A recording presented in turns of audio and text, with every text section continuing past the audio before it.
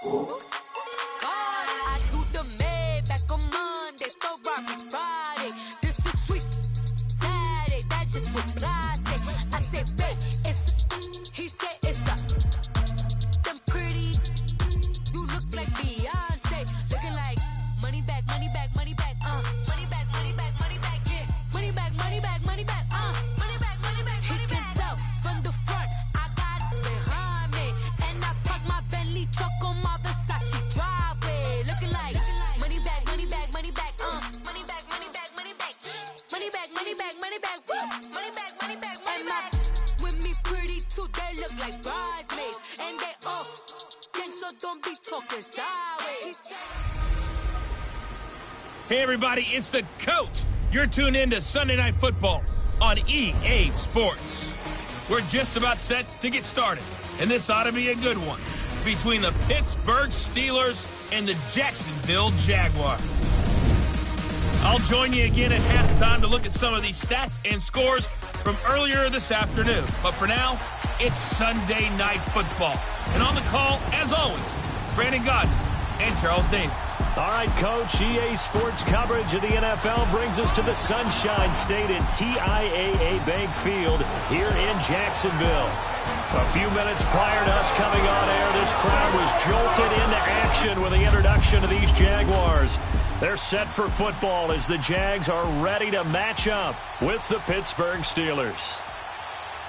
Alongside my partner, Charles Davis, I'm Brandon Gaudin. Charles, you look at this Jaguar team. They've gone a full half season since their last loss, winners of 8 in a row. And you don't get on win streaks like this without your defense playing a big role. They've created quite an identity, and I know they want and expect this streak to get to 9.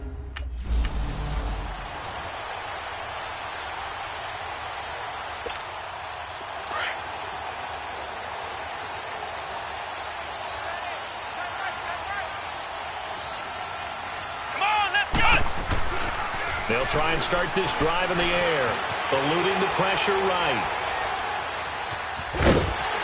And they'll take him down at the 31-yard line. The improv on the scramble there gets him 6, and it'll be second down. Defensively here, you're facing a top-5 team in terms of points scored in the NFL, so when they're that high-powered, you've got to find a way to hold them under 20, because to me, that's the magic number. 20 points scored, you give yourself your best chance to win. So if they're up around 24, 28, 30, they could be in some trouble. And I think so, because then you turn it into a shootout, and that means your offense has to keep pace. A good pick up there of 20 yards. I do believe we'll see a little bit more of this as this game progresses, because when you can have that type of a game in the middle of the defense, it hurts them in so many ways, because most teams like to be strong down the middle. And if you can sting them there, that opens things up for you on the outside as well. But that's where their big tight end, is so good, that middle third, the seam routes, the in routes. Yeah, you're right. Probably see more of that. Yeah, it takes a lot of courage and fortitude to go in the middle as well, and he's got it. Now Leonard Fournette. He lost 2 there, and it's third down. Nice play right there to stop him behind the line, but I want to see how this defense continues to play him here in the first half. Yeah, we know. You know better than I. He has the ability to take over a game, so what do you do? Yeah, I think you have to make sure that you bottle him in at varying levels, because if you crowd everyone to the line of scrimmage, if he breaks through, it's nothing.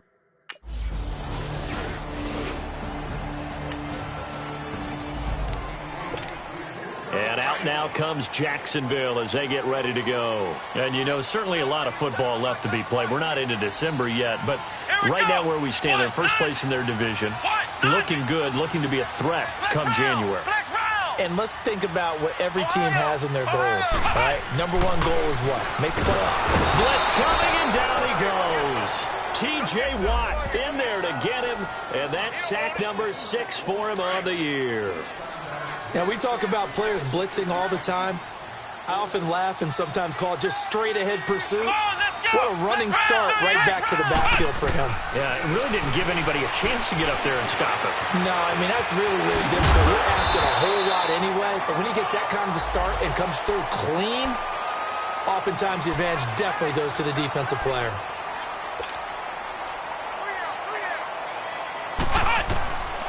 Back to throw here. And the Steeler pressure too much here. He's going to go down. And how about this? 4th and long, and they're going to go for it.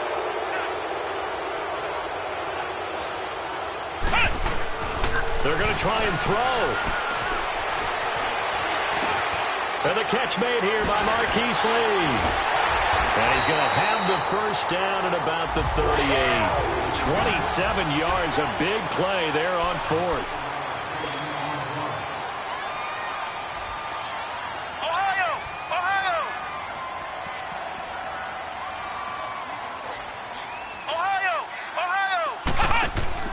Now a play fake here on first down. Looking long for Westbrook. This is caught inside the 15. And he takes it down deep into Pittsburgh territory. It's a big play for the Jaguars. 52 yards. Well, partner, I'm not sure how this drive's going to end, but how about the way they flip field position there? A nice attacking play. They picked up a heck of a chunk of yardage. And lucky to get away with one there. That one nearly picked. Second down. And that's one he's got to be happy to have back. There wasn't a hole open in the zone. You'd have to think on early downs like that first down there, need to be a little bit more careful. Yeah, fortunately for him, got a couple more downs to play with. Looking to throw, and the hit jarred it loose. It's incomplete. Once you get into the red zone and the safeties have less ground to cover, you'd better be quick with your delivery.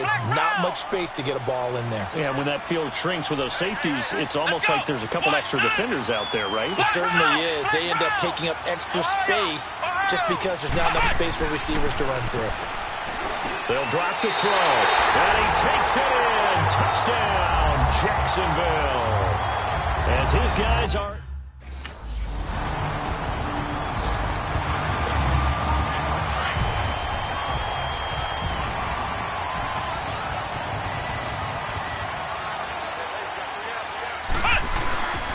They'll start out on the ground. It's Leonard Fournette. The linebacker Ryan Shazier there to make the tackle. And that was a good run. This was only one of 9 guys to go over 1,000 yards in 2017. And I think you can't let him run wild here. What do you think, 100 yards, the measuring stick? Always. That is the threshold. You want to keep him under that if you want to play good defense. They've got it 2nd and 6 to start things out.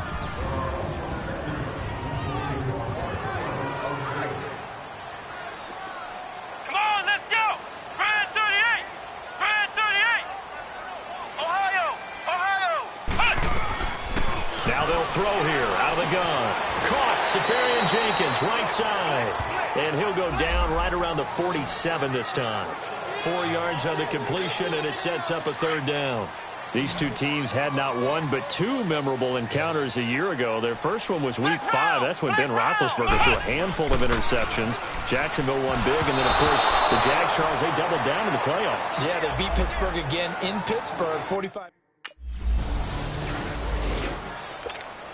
And out now comes Jacksonville as they get ready to go. They're out in front. Last time they had to punt it away. We'll see if they can add to their lead now. They don't want to go out and punt it away again. This team now wants to get a cushion, put people away. They want to run their offense and have it end up in the end zone. They'll come out throwing here on first down. They'll roll him out right. So they took a shot on first down but couldn't connect. Boy, the numbers throwing the football just not trending in the right direction. Last week he was under 50%. He's under 50% again here. And we haven't gotten an announcement, but it appears to me that he might be a little dinged up and is just trying to play through. You know, he's one of those tough guys that wants to answer the bell each and every play for his team. Nowhere to escape, and he goes down. Javon Hargrave breaking through to get him for a loss of 7. Brandon, if I'm an offensive coordinator and I see an all-out rush like that, I file it away because I'm going to use their aggressiveness against them as this game goes on. I'm going to hit them with a screen soon. And incomplete. He can't hang on. Would have been a nice catch. Instead, it brings... And out now comes Jacksonville as they get ready to go. And on the last go-around, they really couldn't get anything going. They had to punt from deep inside their own territory, which means you're going to lose the field position battle as a general rule. What they're looking for now is a little more consistency, move the ball at least a few times on offense, get a couple of first downs, and hopefully flip the field. Yeah, just something to build off of. That's what they're looking for here. Now on first down, he'll drop to throw it. And it pops free. The collision there jarred the ball loose and brings up second down. You get a tight end like this, and you know he's used to dishing out punishment, but here, he's one that has to absorb the contact, and as a result, unable to hold on to the football. Back to throw now on second and 10. And the Steeler pressure too much here. He's going down. T.J. Watt, he's the one to get him, and that's sack number 7 for him on the year. The amount of sacks that they've absorbed in this game is absolutely extraordinary. Let's just face it. This offensive line, flat out, cannot handle this pass rush. It's been demonstrated time and time again. And incomplete. The contact made the ball roam free and brings up fourth down.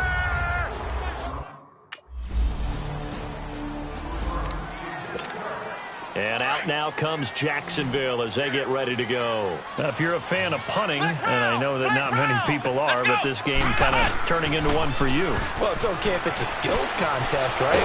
Now the pressure comes and he goes down. Just inside the 10, back at the 9. Bud Dupree leading the surge there. He drops him for a loss of 6.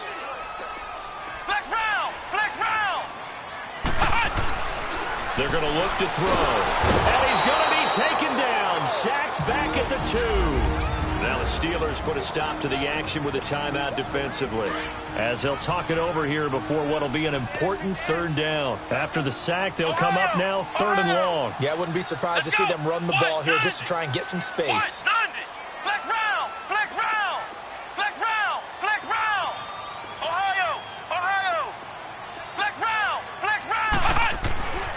No run call here. They'll look to throw instead. They find some open field here. And he's able to get this one up to the 8-yard line this time. And the Steelers signal for it.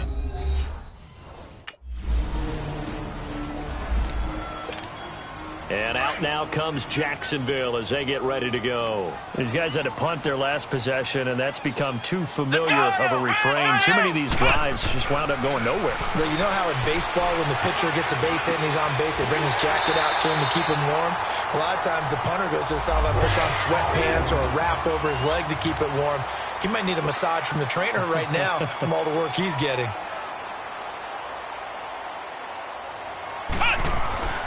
They'll look to throw now on first down. Safarian Jenkins has it. And he'll be taken down across the 50 at the 45 in enemy territory.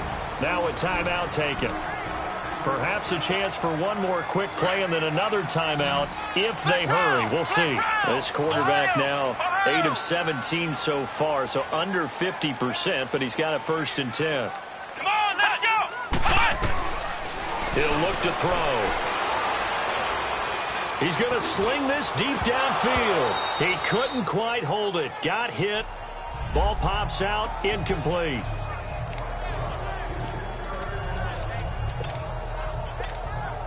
An incomplete pass on first down. That leads to a 2nd and 10.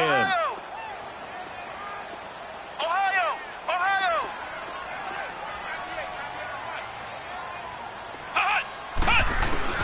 They'll throw now on the final play. Going for the deep ball. Got his man. It's caught. Touchdown, Jaguars. A big play there.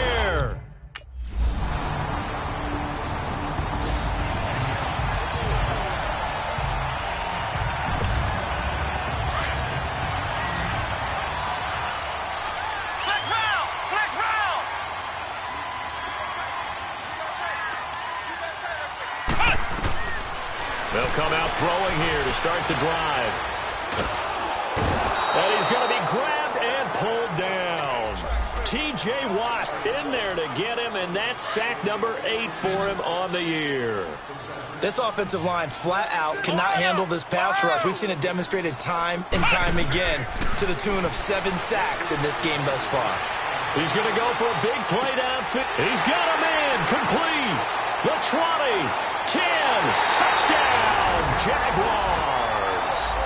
A big play there. His 3rd touchdown.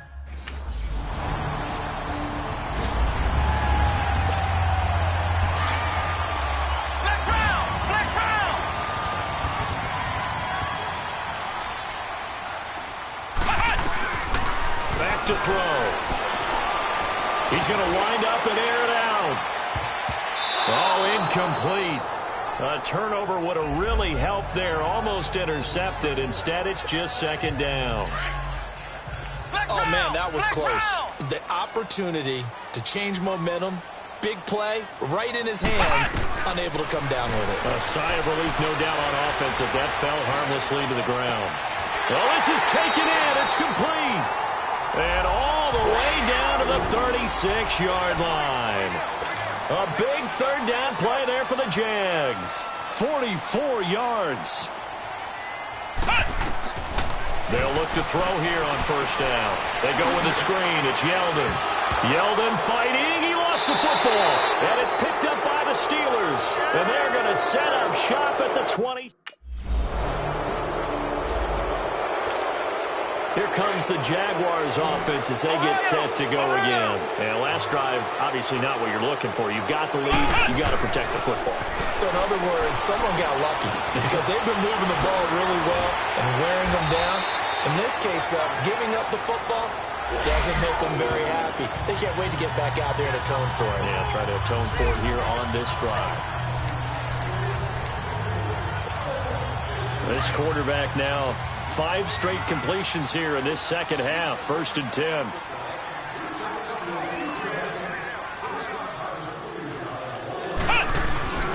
From the midfield stripe, they'll look to throw.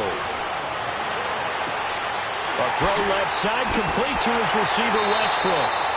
And he takes it down deep into Pittsburgh territory.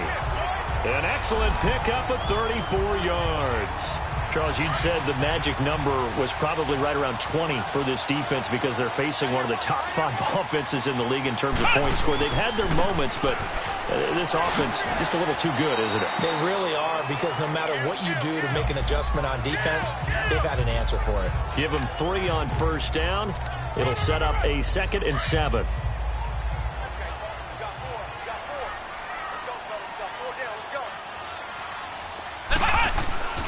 They'll set up a throw. Flushed out right. And the stop will come inside the 5 at the 4. A good decision in the end to pull it and run. Get some 9 yards and a first. All right, partner, I'm a defender, but I've got to express my admiration there. Moving around, making it happen, and instead of worrying about protecting himself, he goes and gets the first down. I've got to give it to him on that one. Normally, you don't want your guy taking shots, your quarterback, but it's winning time here in the 4th quarter. If he needs to make those plays with the legs, go ahead, right? Yeah, no doubt about it. At this stage of the game, all protections, they're off. And this Fournette territory here, and he's alone in the backfield on 2nd and goal.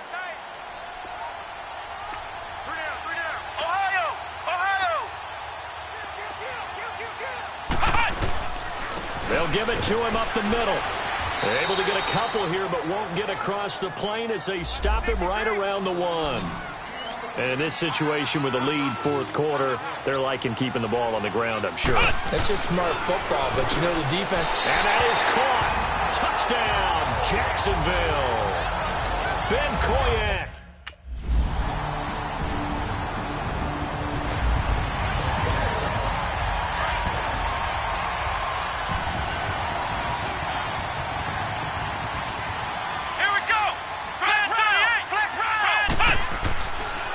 First down, he'll drop to throw. Looking middle, and it's incomplete. The veteran Morgan Burnett there on the coverage. It's always a battle. Who's going to win on first down, the offense or the defense? Let's face it, if you've got the ball, 4 yards or more on first down is what you're aiming for. They tried to throw for it there. Nice effort to knock that one away and bring up 2nd down. He'll try again with the arm here on 2nd down. And this one is incomplete. D.D. Westbrook, his intended receiver. And it'll bring up 3rd down. There's definitely contact there, but it's the 4th quarter of a kind of tight game, and sometimes the officials just say, let them play. Kind of like your mom used to with you and your brothers. Just take the broom to you and send you out to the backyard and tell you to settle it yourselves. I like that, yeah. There was contact. I don't know, like you said, enough to warrant the flag. It was close, though. Looking deep downfield. And look at this. They get the turnover they needed. It's intercepted. Picked off at the 28. And his guys are going to get the football.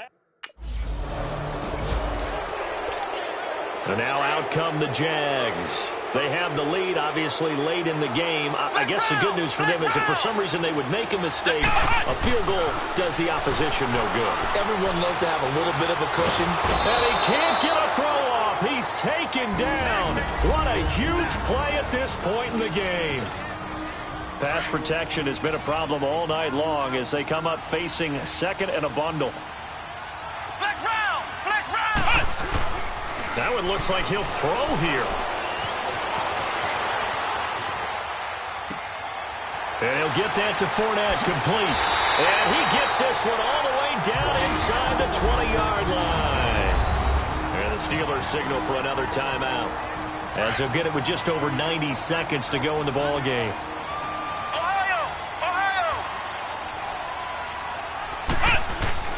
They go play action here on first down. Sliding out of the pocket. And brought down, but not before they get it inside the 10 to the 7. And now we're going to get a timeout here called by the defense.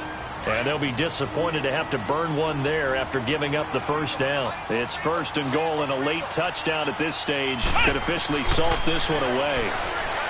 He'll drop to throw. Forced out to his left. And they will score. It's a Jacksonville touchdown. It's their quarterback.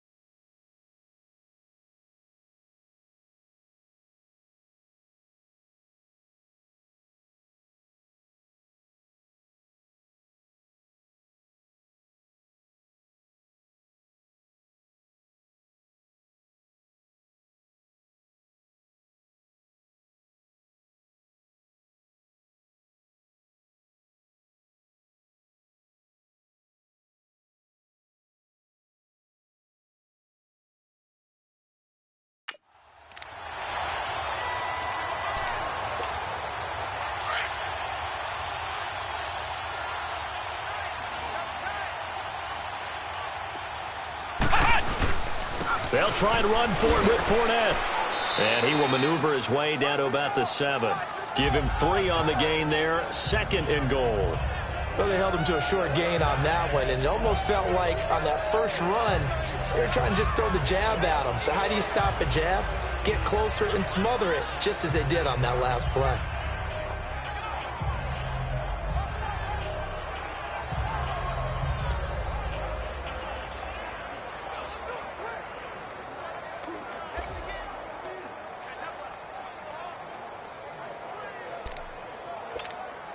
The line of scrimmage, the 7 now on second and goal.